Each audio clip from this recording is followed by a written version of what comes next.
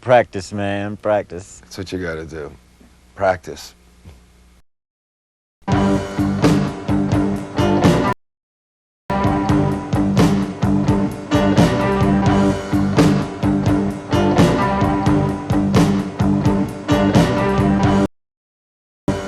I actually started out professionally in 1952.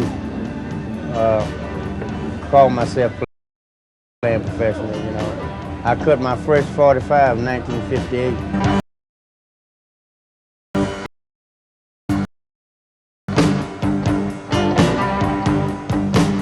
But in '58 was a good year for me. I mean, what more can I say? I like my 308 spinning reel. I still got my Flying V. A lot of memories, style of guitar playing and everything I got into then with a lot of the twang bar and all that, you know, all came in that right around '58.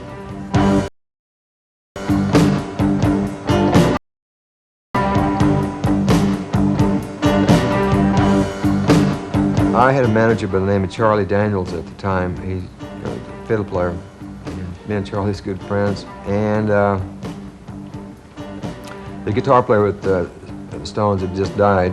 And he just asked me, like, you know, if I'd be interested in taking his place, you know.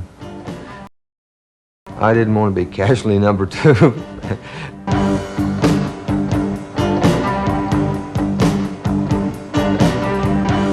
I was working at a club called the Ponderosa in Houston, Texas. This was like in 1967.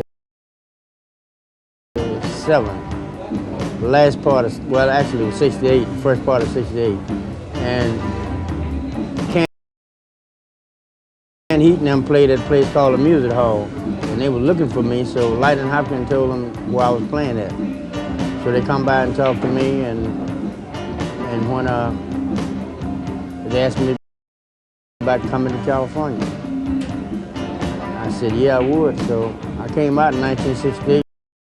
The first job I played was Fillmore West. We played one time, I remember, at the Fillmore. The first time I ever played the Fillmore East. And I was breaking in a new drummer and a whole new band. And we didn't have any rehearsal. And we was opening up for Crosby, Stills, and Nash. And Bob Dylan and the band, a whole bunch of people were there to see us, you know. And, so here we go on cold. And no rehearsal, nothing, you know. And that's the way it was, you know. All right, G, 3 chords, you know, okay. C, three more chords, you know. Or maybe 4 chords in this one, you know. And everybody would know. So we just played long songs and screamed and hollered a lot and jammed a bunch. But basically, that's what this kind of music is simplicity. If you got to think about it, you know, you're doing it wrong. I always played around like locally, you know, and so I didn't let it go completely. I just couldn't travel, and, you know, I didn't have much time to create the things that I wanted to do. I didn't have, you know, with the kids crying around the house and wanting to play guitars next year, it's hard to practice, you know.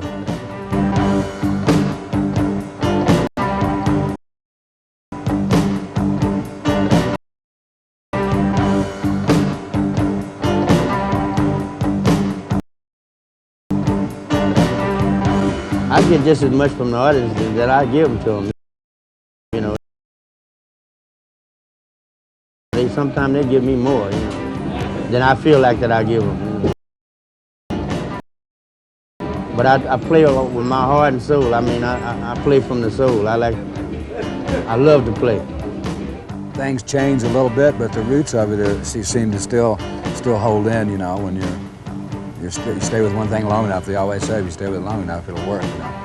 And I think I've stayed with this one for a long time.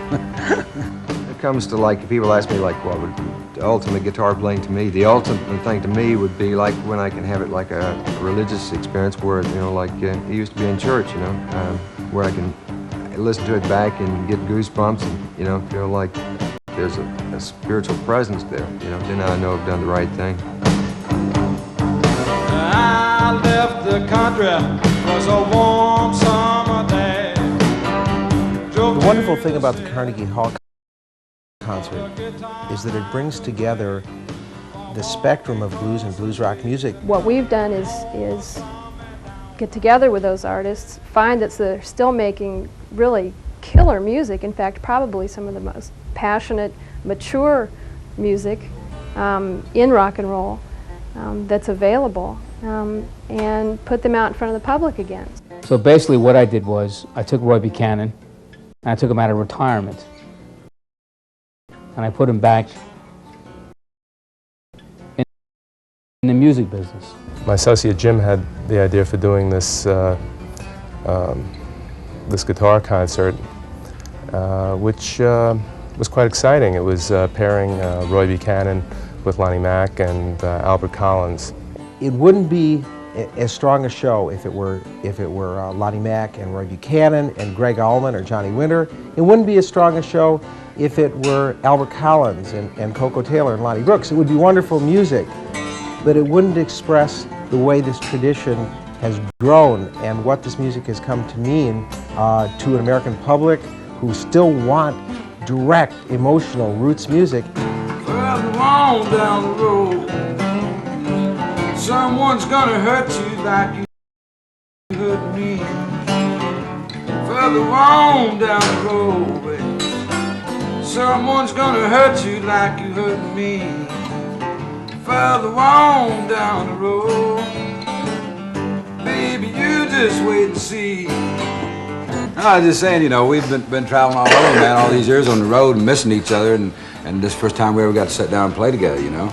And well, I've seen him down there before, but me and Roy, we've been Almost meeting missing, him you know? at least half a dozen times and just never got around to it until Every time we go in, always like, wanted to meet you. I clubs, really like, You know, a lot of places I, go and play it. Y'all coming or just left? Yeah.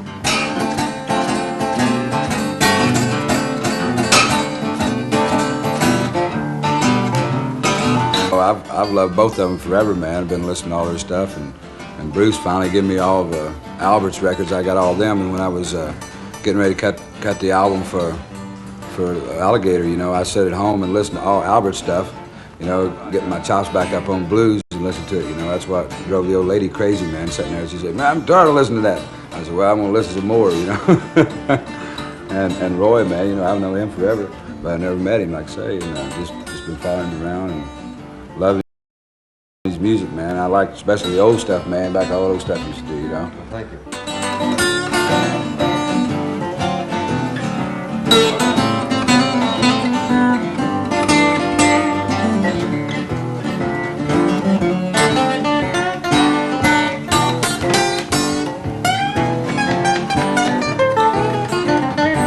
Yeah, well, you know, you got to stay out there forever, and you got to love what you're doing, you know.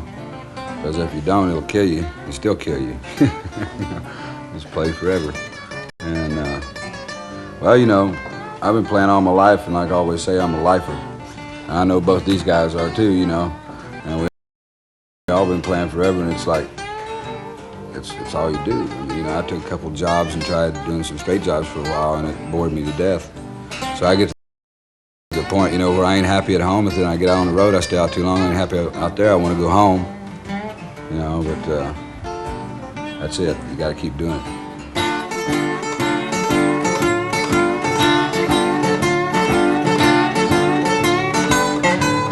When I was working with these guys, I think they're two of the greatest blues musicians that's ever lived, and it's really an honor, you know.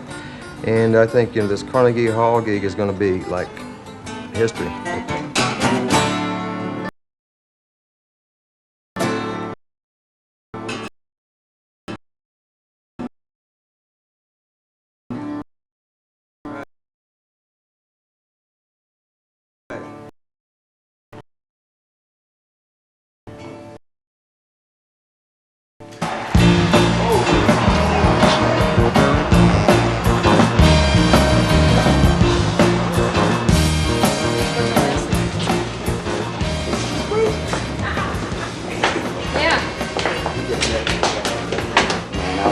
Appreciate that.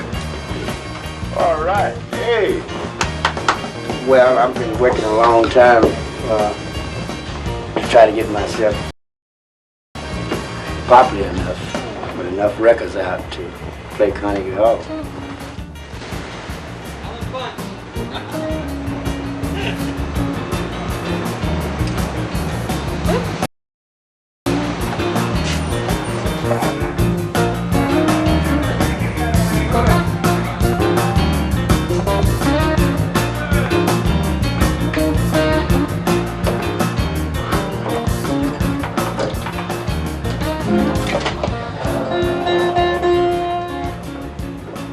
my seat.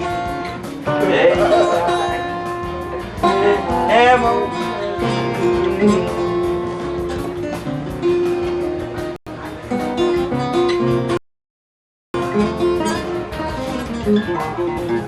Just got publishing on that.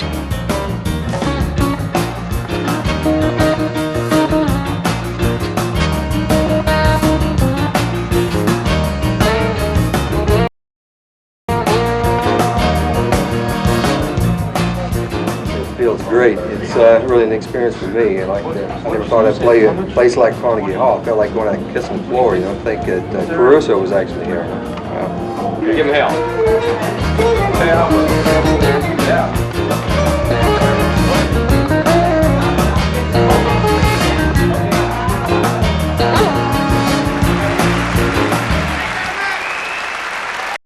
Thank you, ladies and gentlemen. I appreciate this. This is the highlight of my life, ladies and gentlemen. I thank you so much.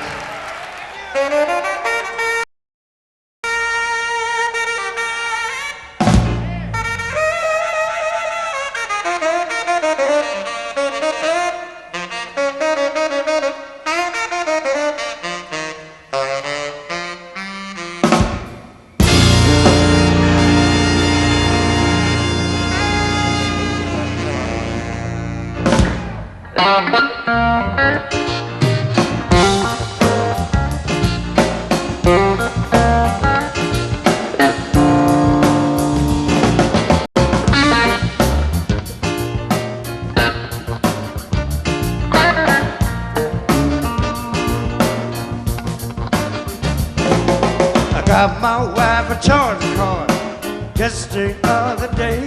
A whole $500 just for yesterday. I said, honey, here's a present. Go out and shop around. Get you a couple of dresses. Browse around downtown. She did just what I told her. Want 1, 2, 3. Came home looking silly, making Google eyes at me. Master Tom, back America,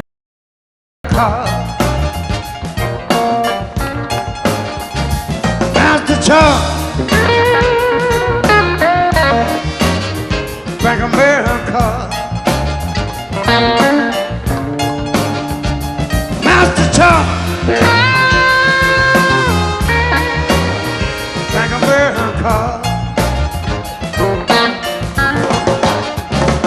I said, you get your dresses? Yes, 1 or 2. I needed me some shoes.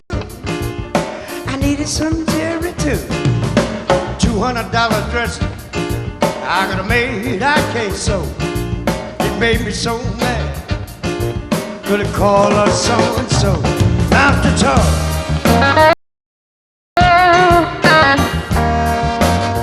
Back America, Master Chuck, back America, Master Chuck, back America. Oh,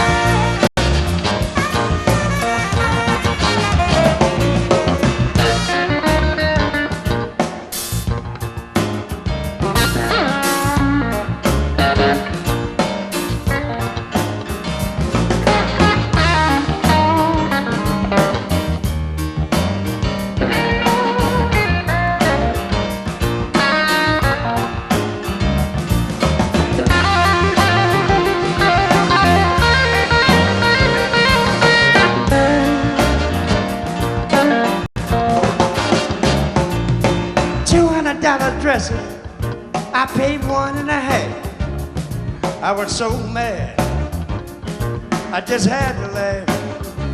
I could see in my mind on a horse like Harveyville. I hate to check my mailbox, cause these bills keep coming here. Master Charles, I think I'm bearing a car. Master Charles, Bank of America. Master Charles, Bank of America. And Charles, don't get too much on the bill, dear. No, I'm not trying to tell you how to spend your money. Yes, I know, but that $500 I owe already. That 28% is killing me, baby. I don't make $200 a week. Yes, I know, dog. I beg your pardon. I ain't buying my mother-in-law nothing. I'm sorry, darling, that slipped. I love my mother-in-law, but sorry about that, dear. Charge it. Take your time. Come over here, let me talk to you for a minute, baby.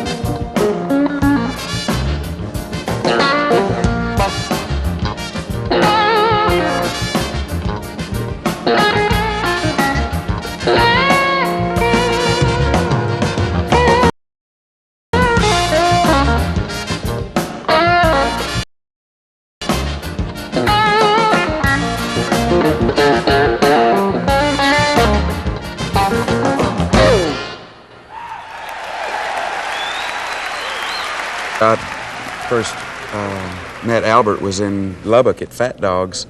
I'd gone out with a friend of mine, Stubbs, from a barbecue place, and we went out to listen to Albert, and made cold chills run up my spine. I'd heard his records a lot, but there's something about feeling the dust coming off an amplifier that changes it all up. So when I heard Albert Collins, I said, "This is even more unbelievable." That tone, you know, there's something about that tone that just kills you. It's like I like to think of it as like a Louisville Slugger baseball bat. Somebody hitting a home run and that bat cracking. When Albert hits the strings, that's what it reminds me of. I've broken a lot of fingernails trying to play like Albert Collins.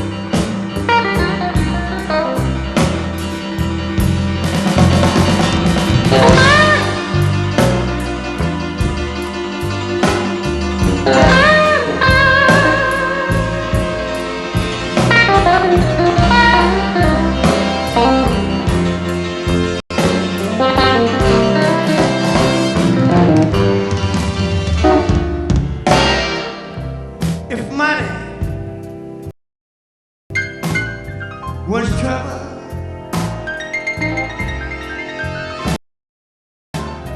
I swear I'll be a millionaire.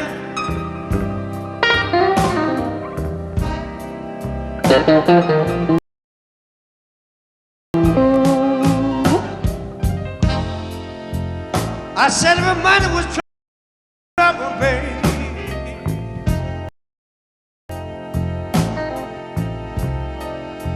I'd swear I'll be a millionaire.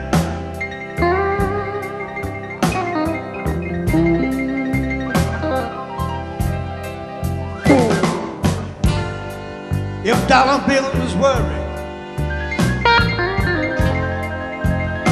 I'd buy the whole world and have money to spare.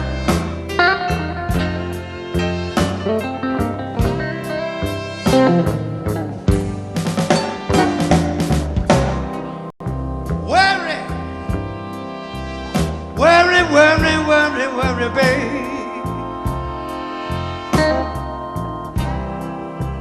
I've had worries all my life, yeah.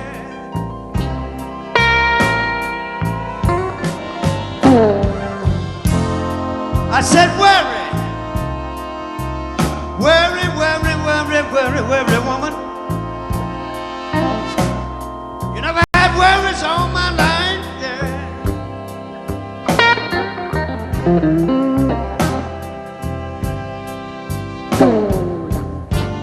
You know times have been hard, baby. I swear I ain't gonna tell you no lie.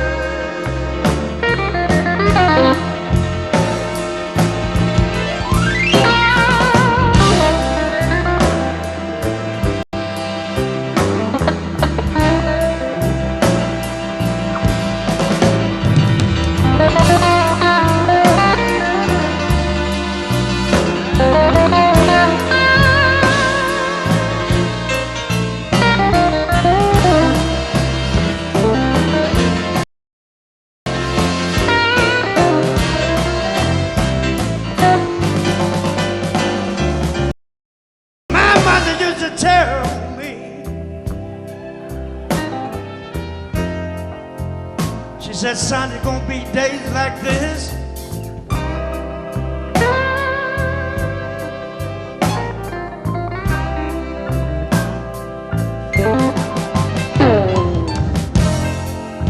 My mother used to tell me,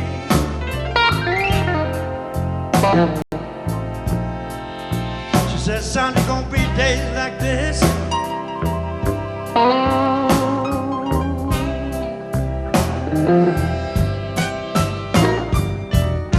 She said, I always want you to be a winner.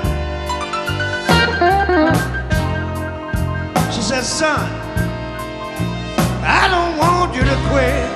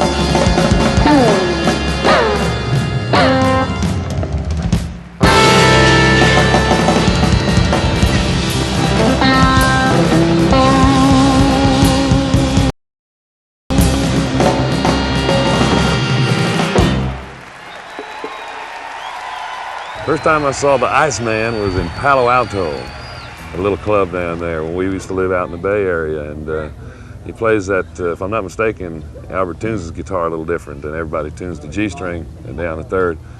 And I just remember trying to figure out what the hell he was doing, man. I can't wait to get on the same stage with him. Yeah, it's an honor for me to play with him. I would love to, if I don't do it. You're really putting the pressure on us, man. We're working musicians, and we can't talk.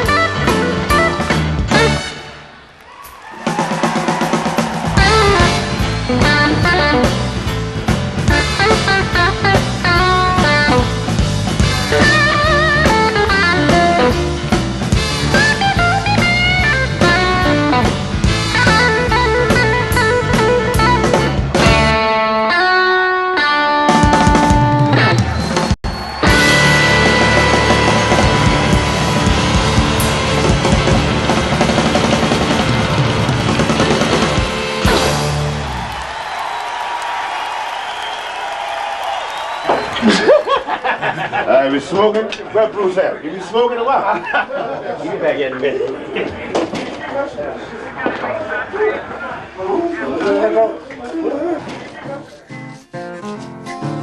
I've been too far up, too far down. If you have to know.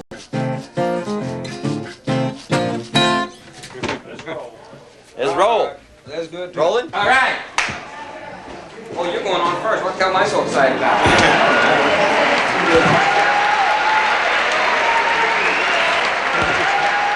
Just again, here. Everybody feel all right out there tonight? Hi, John. Y'all like Oreo cookies? It's a pleasure to be here at Carnegie Hall, I'll tell you. It's been a long time coming. This is for all my friends from Indiana over there, this ocean. This is one that I did with Stevie Ray Vaughan, and he couldn't be here tonight, so I'm going to do it by myself. A little bit of this in the monitor, if you would. Thank you. Go something like this. Chocolate on my fingers, icing on my lips, sugar, diabetes, and blubber on my hips. I keep the nightlight burning in the kitchen, baby, so I can go downstairs and cruise. I got them Oreo cream sandwich, chocolate covered cream filled cookie blues.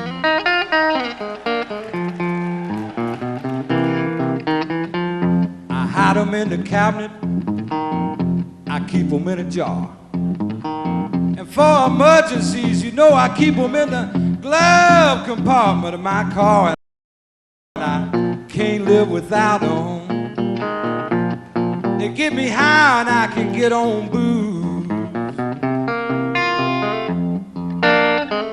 I got them Oreo cream sandwich, chocolate covered cream filled cookie blues.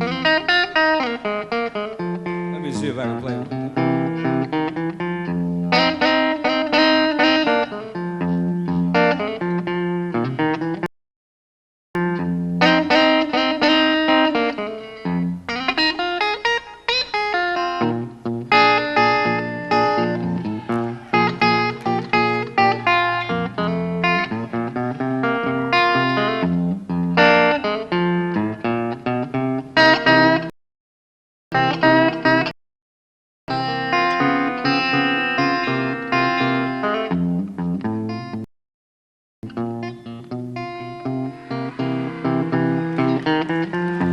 Doctor says I'm crazy.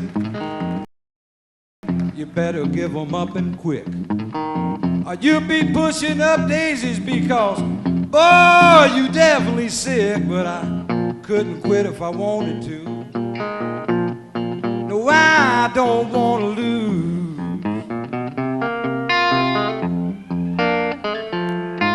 Them Oreo cream sandwich, chocolate covered cream filled cookie, built by the Bisco, ain't no rookie, no. Next best thing to Nookie Blue.